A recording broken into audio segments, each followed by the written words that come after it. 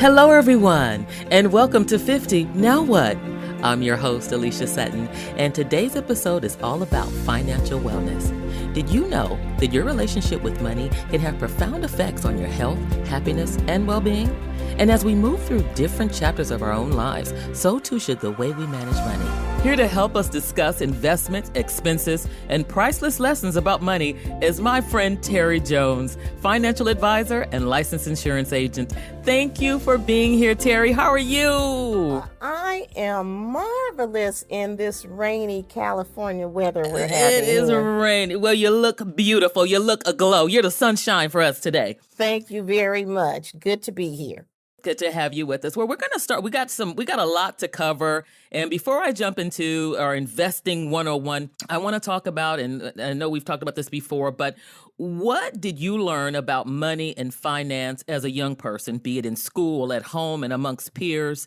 And how did that impact your financial perspective and habits in the long term? Well, to be perfectly honest with you, going through school and even through college and grad school, I didn't learn anything about money. We all took a crash course and, put into your 401k, work 30 years, work 40 years, and you should be fine. Well, in this day and age, that's not necessarily the correct answer, and it didn't pan out. I didn't see myself being laid off 3 times, having to pull money out of 401ks and having to start over and over and over. So that obviously pushed me back far as the trajectory of me retiring. So now you have to work longer or you have to save up more money. And when you don't learn the money lessons early, you're going to learn them on the back end, or you're going to have a problem when it is time to retire. That is absolutely true. And that is one of the things that you don't learn, that life is always happening and your money may or may not reflect everything that life is putting out there upon you. And was it all of those things a culmination that had you to pivot more into looking more into your financial wealth or well-being? Yeah, one of the things, just perfectly honest with being transparent, when I looked at the money that I did not have, and just looking at my expenses and kind of looking at, okay, how many more years do I have to work? How much money will I accumulate or be able to draw for, my retirement to basically be comfortable, make sure all the bills are paid, and still have some fun while I'm retired, because we work so hard for our money and we want our money to work for us, and we want to have fun while we're doing it. I agree with that 155%. Exactly. Absolutely. And I don't like to play the woulda, coulda, shoulda, but if we look back over a period of time, and for the audience who'll be listening to us, who may or may not be where we are in our lives, in our season, where would you start at in your 20s and 30s and 40s in terms of looking at how you're going to start setting up your money? If you had to do it over again, not that we're regretful of the lessons we've learned. Exactly. What would you say? Because I can always help somebody else. Okay, in the 20s, you're out of college and you are navigating, and now you have money that you're getting consistently paid very nicely. One thing I would do, I would be consistent in investing. Yes. I wouldn't touch the money for things that are not important. You don't take money out of a 401k because you want to go on vacation and you want to do these things, because that vacation is just burning at 20 and, I'll never get there anymore. So let me take out $5,000 and don't pay it back and get the penalties and the taxes and all those things. So if I were to be able to speak to myself again at 20, start investing, do not take money out, and then educate myself, and don't expect someone to educate me. Read books, search for what else is out there besides a 401k and a IRA. Is there something else out there that I don't know about? And that's what I would say about my 20s and my 30s, because you still have, a sweet bit of time when you're in your 20s and your 30s to save up, because the average person is saving up probably anywhere 25 years of retirement money, maybe 30. Some people are even doing, 40 if they have been fortunate enough to stay on a job, or unfortunate enough, that depends on how you look at it, to be somewhere 40 years where you can stay at that one place and just be consistently putting away. And then when you have bonuses or you have your merit increased, you still live the same lifestyle instead of like, oh, I got like 10%, I got 5%. So now I'm going to live up to that 5 or 10% because I have that extra. No, continue to put that away, put that extra away into your retirement. I love that. And I think the key word is always going to be consistency because, life happens, but you need to be able to find some type of consistency in your financial world because it comes. Oh, it life, comes. Life comes whether you want it or not. Right. As part of, as we move forward, we do take more risks when we're younger. Yes. What would you advise about risk factor and recovery over a period of time? Because you have that time when you're, say, like in your 20s and 30s, and say you project yourself to work to 55, 60, or let's just round it off. I'm going to work 30 years, but I'm going to take risks probably in the first 10 to 15 years. So I think you have the opportunity to take the high risks in your 20s and your 30s. But then when you start getting into your 40s, you might start looking at dialing it down because now I don't want to lose large amount of money in my 40s. And then it's going to take me a span of maybe 8 or 10 years to get back to where I was before I can move forward. So those things are very important. Is when do you stop being so aggressive and start dialing it down when you get older and start going into like maybe low to moderate risk or just moderate risk where you could ride that out until you retire? And what do you consider to be higher risk investments versus mid-range to low risk investments? A lot of stocks, anything that's in the market. Because, the market is variable, which we call it. It's unpredictable and it's unreliable. It goes up 30, it goes down 30, and at the end of the year, when you really add it up, because people get really excited, like, oh, I gained 30%, and it may ride out for a few months. And then the last 2 months or 3 months of the year, they've lost all of their gain. So the average with a 401k basically is 5% growth when you look at it over a course of 100 years. It's literally about 5%. That is such good information to know that. If you're younger listening to this, just listen to it and act on it. It is for your advantage. Trust us. Trust us. We are examples and we know. Now, talking about some of other investments, because like you said, we're living life, right? Yes. And you have children and you have homes and you have things that happen. And I know that we've talked about this before, is the investing in your children. And we love our children. We love our nieces, our nephews. Yes.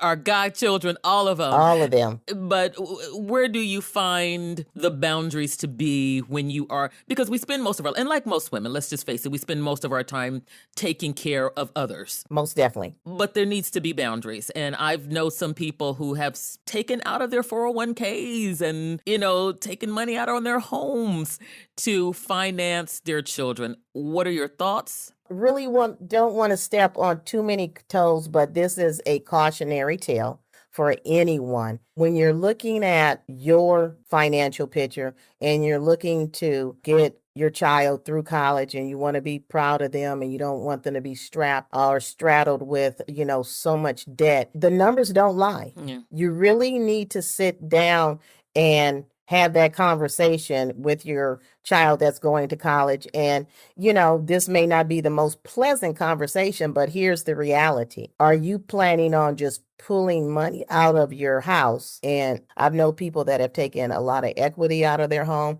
I know people that have taken hundreds of thousands of dollars out of their 401k, which in the long run is going to set you back, especially if you need that money. Now, if you're fortunate enough to not need that money, then, hooray for you. But most people would need that money. I think you need to do what's comfortable for you, number one. I think you also need to really be soberly thinking about what is the impact to me? What is it going to have? What is the bottom line for myself when I'm ready to retire?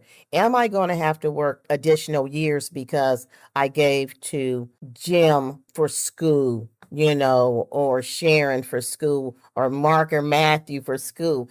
Any of those things, you have to look at the bigger picture. Yeah. There's no shame in saying I can't do it or no. Yeah. You need to be able to embrace no and not be guilty about it. Right. Because a lot of times schools or universities are so expensive. And to be perfectly honest, a lot of times your child can go to, say, a junior college for 2 years and get all of the prerequisites that they make them take before they even get into their degree that they're focusing on. And then there's like maybe 2 years of a high price university opposed to 4 or 5. Right. Right, exactly. And you know it too, and a lot of the conversation about finances with your children may need to be in the learning for those children. Like, I think as we know information, we really need to sit down with our children. Don't wait for them to go off to college. These yes, conversations and these teachings need to be when they can comprehend. We learned at an early age that we all wanted to work because the first thing on our mind, Alicia, is like, we got to have that car. I So, need and a we want to car. do it on our own. I did. I Yep. did. And and throwing a little little transparency, when I was younger, I had a lot of things that I wanted to, and I Mm-hmm. got to the point where I got tired. You know how you get tired of mama and daddy buying your clothes because I just didn't like what they was gonna get. Oh, yes.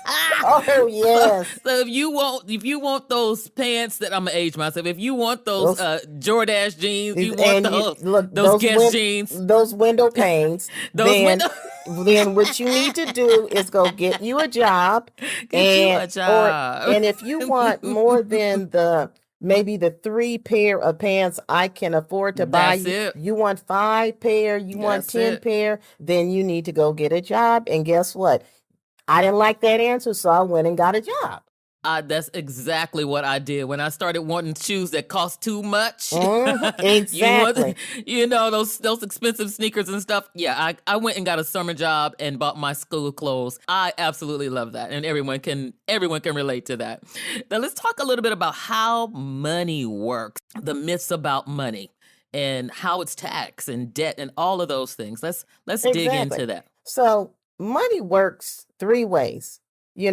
Money compounds, it grows, it gets taxed. You'll get taxed now or later, and that's your Mm, 401k. But yeah, here's the thing about money. Money can be your friend. You could take control of it and demand it where to go and make it work for you. Because one thing you want to do that I heard Warren Buffett said, he said, you need to make your money work for you while you're sleeping. yeah, Just like the banks, they do compound interest when they loan out or they give you credit cards. Here comes your credit card. You spend something. Now you have to pay it. But guess what? They've tacked on a 23% interest rate yeah. when you have money that you leave in the bank and they're giving you 0.01% on your savings. Mm-hmm.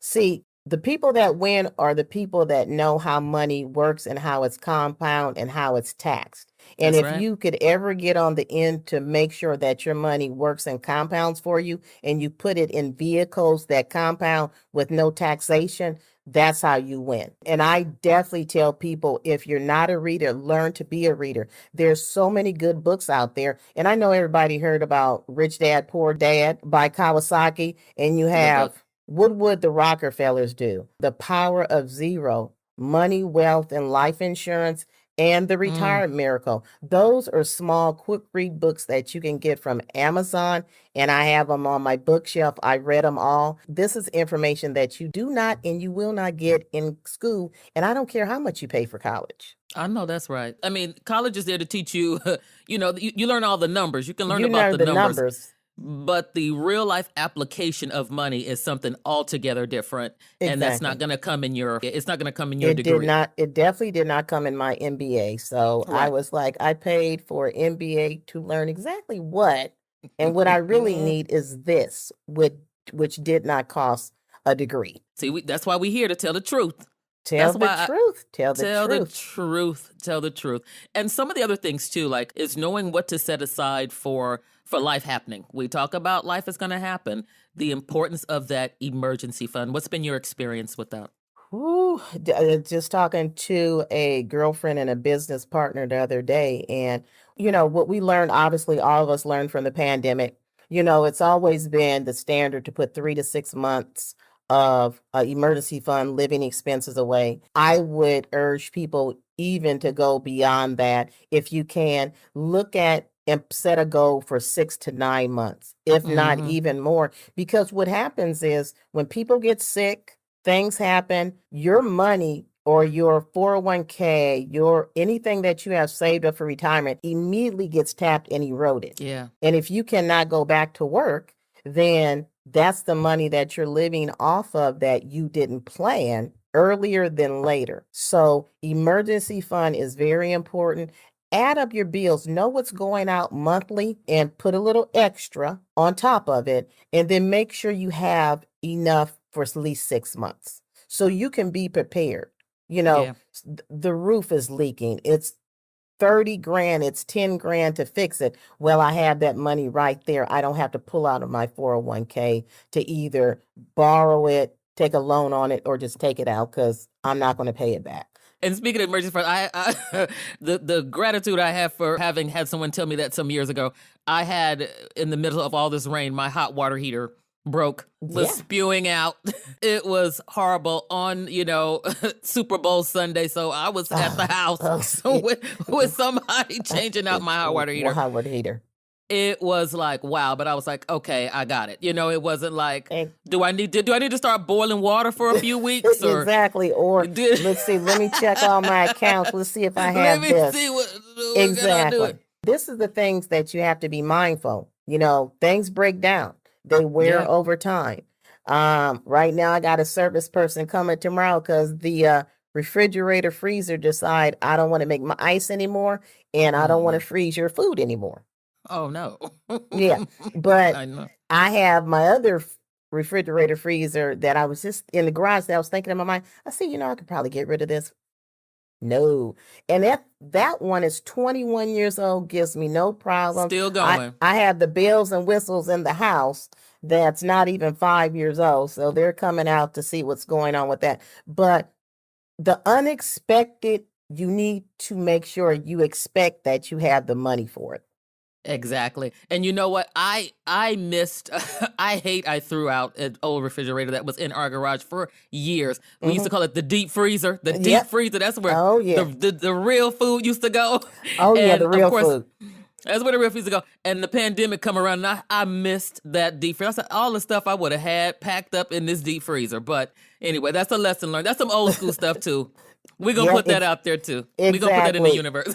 Look, just because it's old, it still works, keep it. And like I said, just the other day I was thinking I need to make more room in my garage. I need to finally probably get rid of this freezer. It came in handy, so I just moved all my stuff that was in the freezer. I put it in the freezer side. And then also when the great nieces and nephews come, I got to stock up and do major shopping. So it takes 2 refrigerator and freezer for those 3 little people that snack and eat all day long. All day long. All day long. The stove is on all day. All day long. It's like, can I have a snack? I'm thirsty. Can I have some juice? When is lunch? When is dinner? What's for dessert? What's for dessert? Go check it. Go take it out the freezer. Exactly. Go to the freezer. Go to the. I absolutely. I love that. Yeah. Well, speaking of which, emergency funds, budgeting, and I have a problem with this, and I think everyone does, because you always want to have some leeway. At the end of the day, it's still your money, and you're like, how much do I want to confine myself to a budget? And maybe I'm looking at it the wrong way. Maybe it's just a matter of training myself and bettering how to lower expenses. What has been your experience with that in terms of working within a budget? I like to call it a trap, but I'm a step away from that. It actually is useful. It is very useful. And for many years, I didn't bother with a budget because I thought in my little mind, I can budget in my head and I can, and then I'll have this much money left over and I could just do what I want with it. Mm-hmm. So I had to kind of change my mindset about that. Then I had to, and a lot of us are paying bills, online. We don't write out checks anymore. We don't balance a checkbook. But me, I may be a little excessive, but you know what? I look at my account every single day.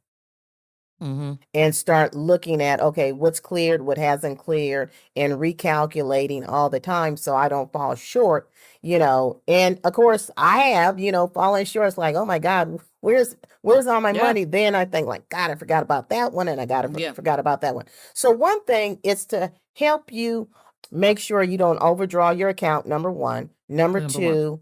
two, banks make mistakes.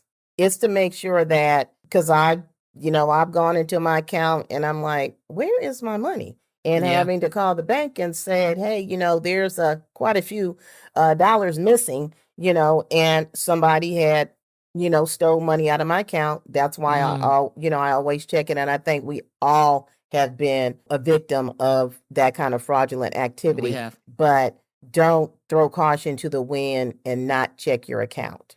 That's one thing you need to do. But, Alicia, to have a budget, you don't have to you don't have to pull out this big old spreadsheet and just, take it all the way down to the penny and things like that. Give yourself some grace and some leadway, and hey, put it in a budget. So then you don't feel deprived. You don't feel like you're putting yourself on punishment or saying, okay, until I get here, then I can't do this.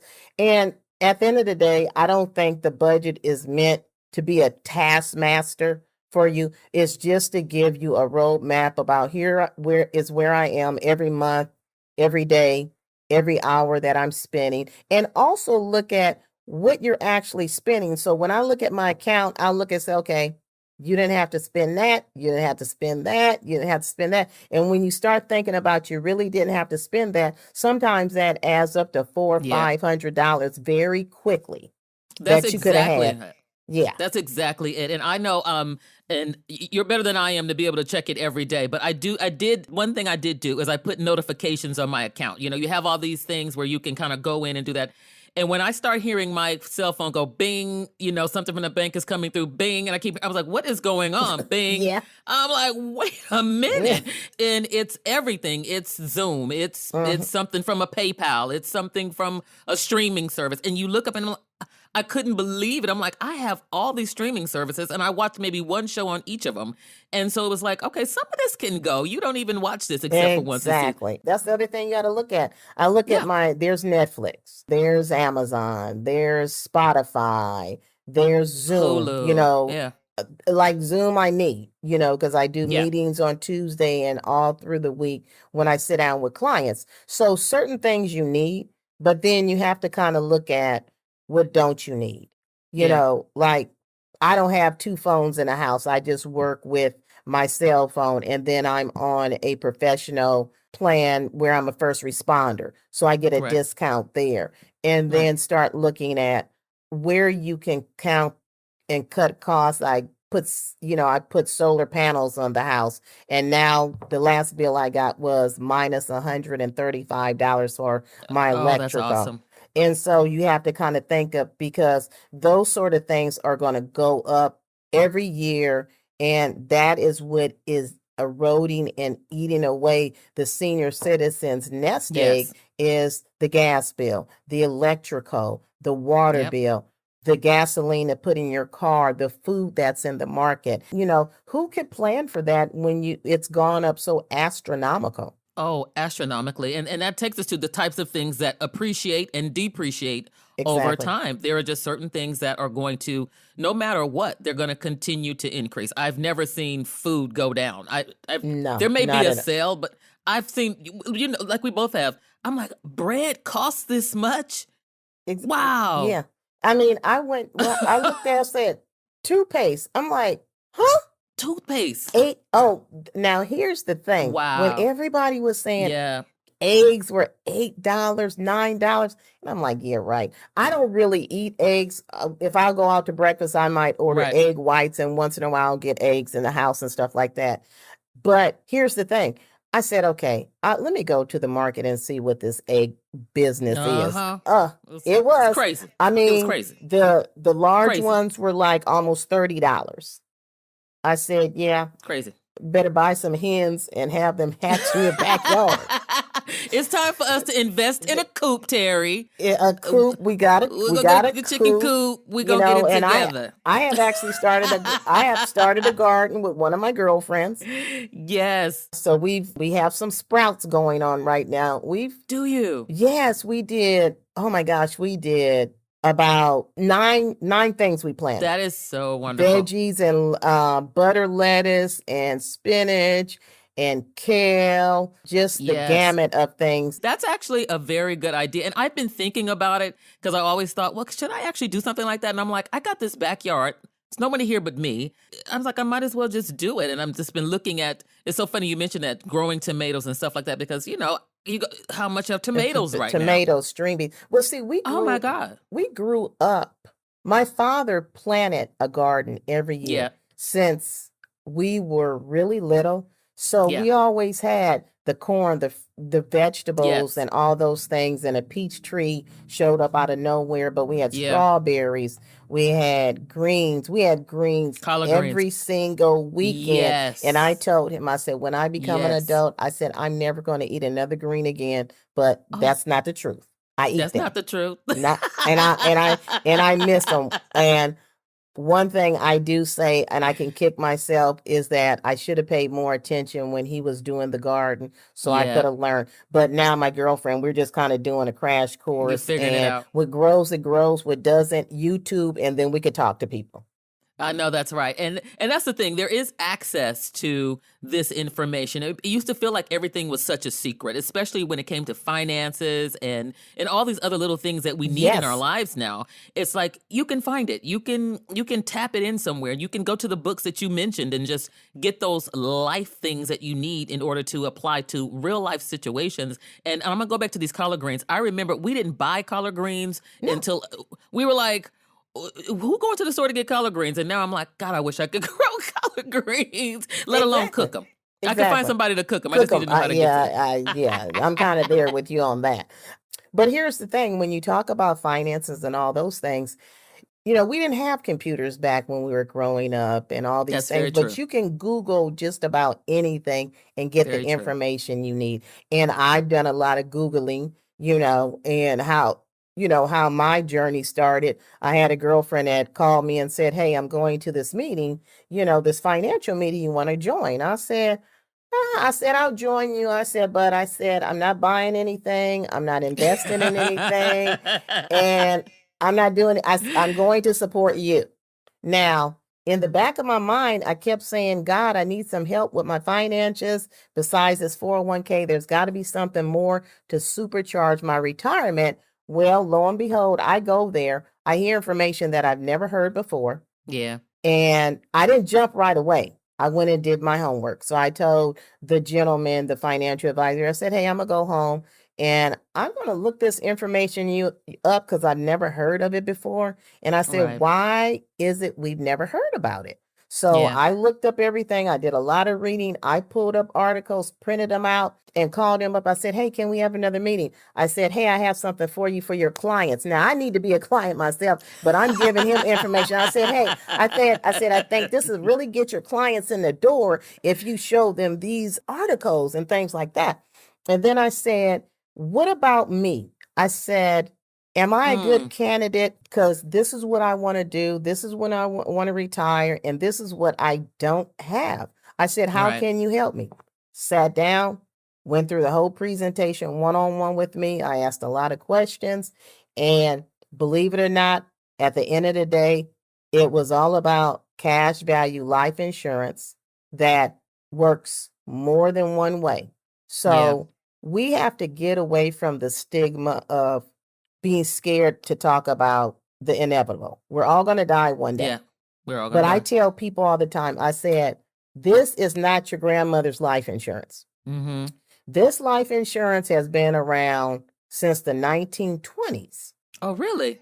Oh, yeah, it's been around. It's been around a very long time. So I would say it's been around long enough that we never knew about it until pretty much our generation. Our parents didn't know about it. And very recently. So when I sat down with him, he started showing me, how to invest in it, what would be the numbers, how much coverage I would need in life insurance. And the cash value that accumulates that you could use to buy a house, go back to school, wedding, retirement. So guess what word is stuck in my mind? Retirement. I said, here it is. There's the avenue to add to my retirement and enrich my savings and my increase and watch it compound over time. And I think one thing everybody needs to understand that it's all about having the gift of time. So the younger you get involved in it, it's not a get rich quick scheme overnight. It takes time. It grows. Money grows and compounds over years. But the key is how many times do you want to be involved in the compounding? If you find a vehicle that is giving you anywhere from 10 to 12%, then it's usually going to compound every 6 years. You're going to see a nice increase. And the amount of times that you can have that compound and double your money, triple and quadruple your money, you struck a gold mine. If you fund it correctly. I always tell my clients, you have to fund this correctly. If you don't fund it correctly, all it is life insurance, and it is not another vehicle for you to use at retirement. And that's the when you're talking about the 7702, is that the yes, which is a tax code. Yes, it's called 7702A. It's the tax code where tells Uncle Sam taxes have already been paid. That money belongs to the investor. You can't touch it. I love that. That's such a valuable right there. It's so much meat in there. I almost hate to move on to the next thing because I want to leave it there. But no, we need to touch on this. And a lot of people get caught in this as a trap. And reason why they don't move into these other avenues of investing is working with credit. And, using the credit card and somehow using that as a bailout when it's not. But there are some myths around credit, and there are ways that you can, just like you can change your perspective on having a budget, using your different perspective on credit. What is your perspective on that? I think one of the things is don't abuse credit, number one. Right. Credit is not to go buy something that you don't have the money in the bank to afford. Say, okay, this will give a hypothetical. Say I go out and have my American Express card. I spend, I don't know, $2,000 on a table. So I need a table for the house. So I spend $2,000 on the table. Okay, when that bill comes in, take the money that's in that account and pay it. Yeah. Don't let it just go, because now we're talking about you're on the other end of the compounding. American Express is compounding with that 23, 24, 25, 26%. I don't know how much they're charging these days. It's a lot. It's high. It's high. I know. And so you want to be on that end. You want that compounding. That's why we always say, make the compounding work for you. Make your money work for you. Leave a legacy for children, grandchildren, whatever your plan is. But make sure you have the money work for you and not work against you. So you don't want to be you being compounded. I like that. Don't let it compound. Look, don't let it compound you. You be you make sure you are compounding for yourself. Right, because it compounds on you hard. The bruises. And the thing is, people stay up late at night like, oh my God, how am I gonna pay this bill? Avoiding the telephone calls. I've been in the pitfall. It's like when my parents were alive, it's like, I need help. I run up $30,000 in credit. What did I have to show for it? Not a thing. I mean, nothing. I thought to myself, what exactly did you buy? Expensive purses, clothes, going out to eat, vacation. And those are the things that I'm saying that are not smart, and they're horrible, and it's not really an investment. All you're doing is like, I want it now. Like Susie Orman says, okay, before you spend, I love her. Is it a need or a want? Draw a line and say needs and wants. It's okay to want. We all have wants. But she says, and then sit back and think about it. And I've done this over a lot of times where, okay, I really want this. I don't need it, but I want it. Then I said, let me sit back and sleep on it 24, 48 hours. And guess what? Don't want it. Don't need Yep. it, and don't go buy it. And that comes with maturity as well. I think Exactly. one of the things we haven't talked about is being mature with money and being an adult about money. Because, all the wants and, you want the candy, you always want to have the Exactly. candy. But at some point, your teeth are going to fall out and you got to stop. And it's not going to help you. It's And not it's the gonna same. help And you. I came into that late as well. And I think that's why this conversation is so important, is because it's real. It's happened to the both of us. No one's looking for perfection. It's real life. And it's so important. And not only does financial just affect you financially, it affects so many other parts of your life, including your physical life. And we talked about this, people staying up late at night and wondering about it. Stressing out. And then you have a panic attack. Or now you can't breathe. You're in the ER because you're just like, oh my God, it's like credit could be a very much of a crushing weight if you don't control it. You have to be in control and harness it. And if you're the person that can't seem to put any stipulations on yourself, maybe you need an accountability partner. Maybe you need a friend that is not going to shame you, but is going to be supportive, but be able to tell you no, and you respect the no. Yes. And you don't go against the no because they're doing it love and they're trying to help you. If you cannot control yourself, you may need somebody to help you. And that's that's quite all right. There is no shame in that. None at all. Because there's a big difference between someone who's supporting you to sustain your your health and wealth, as opposed to an enabler. We end up, especially when you get into when you start talking about your wants, if everybody around you is all, get it. And then, but they're not paying that. Then you're looking like you got buyer's remorse. You're like, oh, Jesus, I can't pay this. This thing is astronomical. Right. And this kind of dovetail into cars. I've paid $800 car note. I've been there. And because it wasn't I needed the car, but I needed to have that Mercedes. I needed to have that Lexus. But you look good, and I know you look good in it. You look cute. Look, into that bill came every single month. And I was like, and I said, okay, Lord, this is never going to happen again. Mm-hmm. And for my age, I've only purchased, 4, 5 cars in my whole entire life. My last car had got totaled, so I had to buy another one. But what I do, I put a budget on how much money I wanted to spend monthly for that car note, and it had to fit within that budget, or I was not going to get it. I wasn't going to pay that. It did not make sense. And then the other thing I did, because I got so broadsided with now you have to get another car, insurance gave me a certain amount of money. I went and got me a pre-owned car. It was not brand new. Wow. First of all, I think that's great. And I know that I can tell you how relieved I felt when I got my pink slip. When I paid that car off, I danced. And I danced. Oh, and it's been paid off a long time. And I'm like, I'm keeping this car until it wheels stops. fall off. It fall off. Exactly. When it has somehow, become its own AI system and tells me itself, I'm no longer driving you.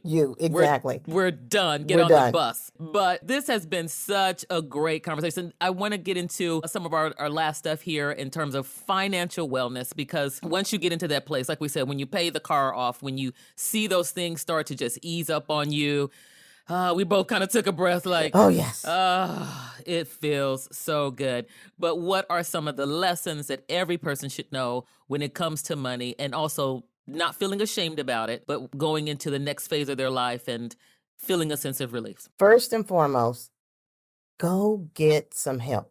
If you don't know how to work with finances, you don't know how money works, your finances are in a shamble, you're not alone. There's so many people out there rebuilding for whatever reason, divorces, which are completely devastating financially on both sides of the coin, or just maybe you've been laid off, or sickness, disease, all those things. Don't be ashamed. Find somebody you can be vulnerable with, that you trust, that won't go run their mouth in the street about you because you made a poor or very poor decisions. I love that. I've had several friends come to me and say, hey, I need to talk to you. And I said, hey, this is confidential, number one. I believe in HIPAA. You are not the blunt of anybody's jokes financially or anything else. How can I help you? I love that. And that's one of the things we need to take the shame out of being ashamed that you didn't do a good job with saving or retiring. And you have friends that are bragging about, oh, I'm going to retire early and I got blah, blah, blah. And you're quiet. And that's what we're running into. And unfortunately, we're running into it more with women than we are with men.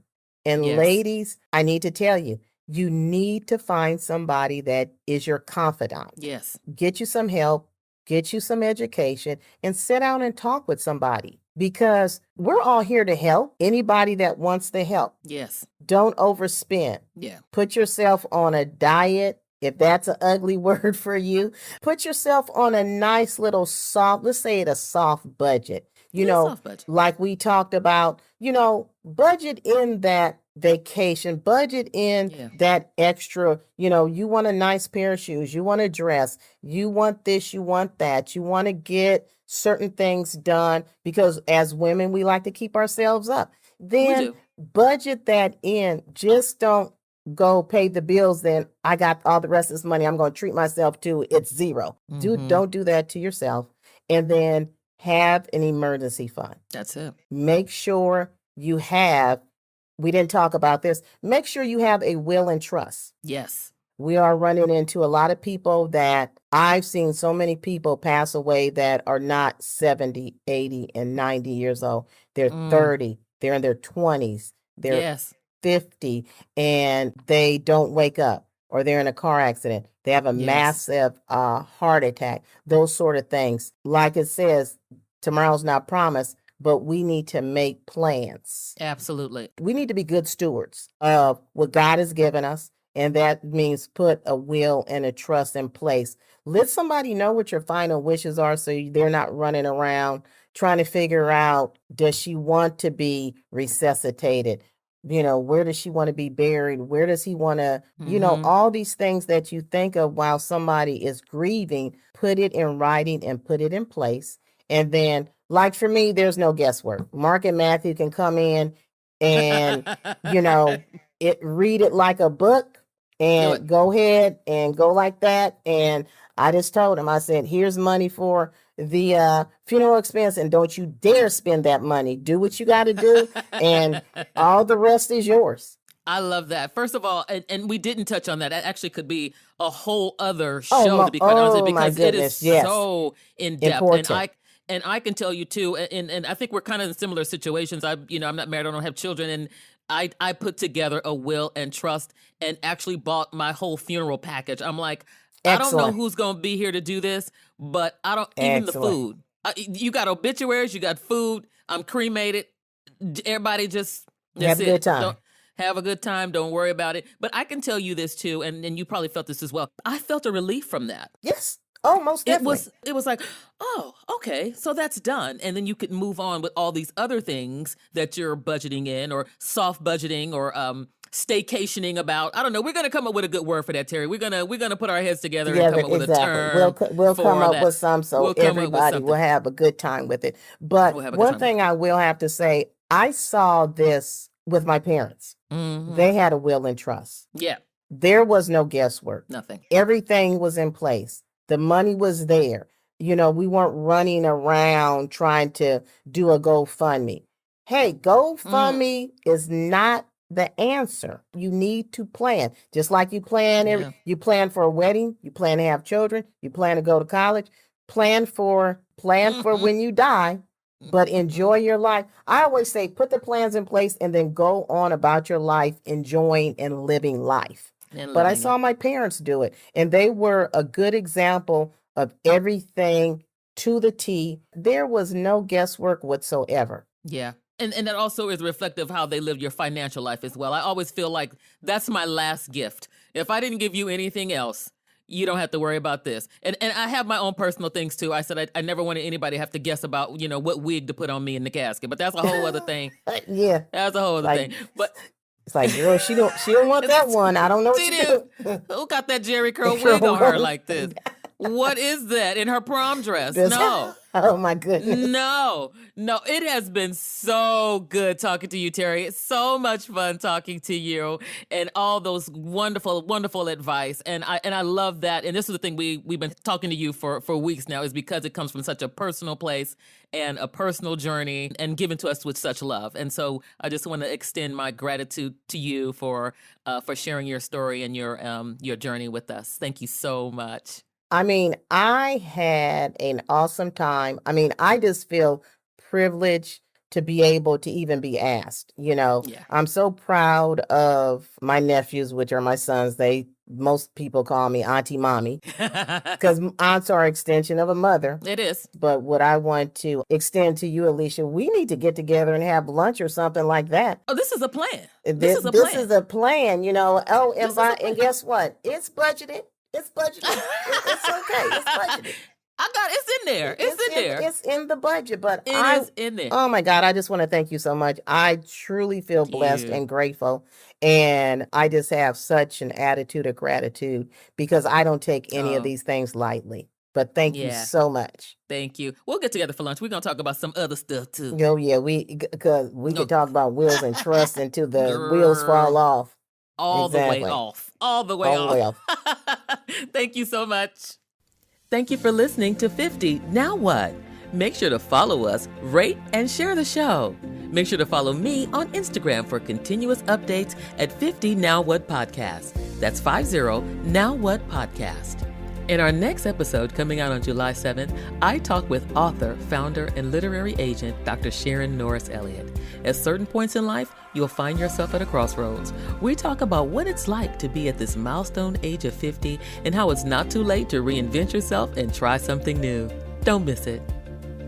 This podcast was produced by Rainbow Creative with producer Matthew Jones and producer and editor Sean Leviashvili. I love working with this team. To learn more about making a podcast for you or your business, visit them at rainbowcreative.co.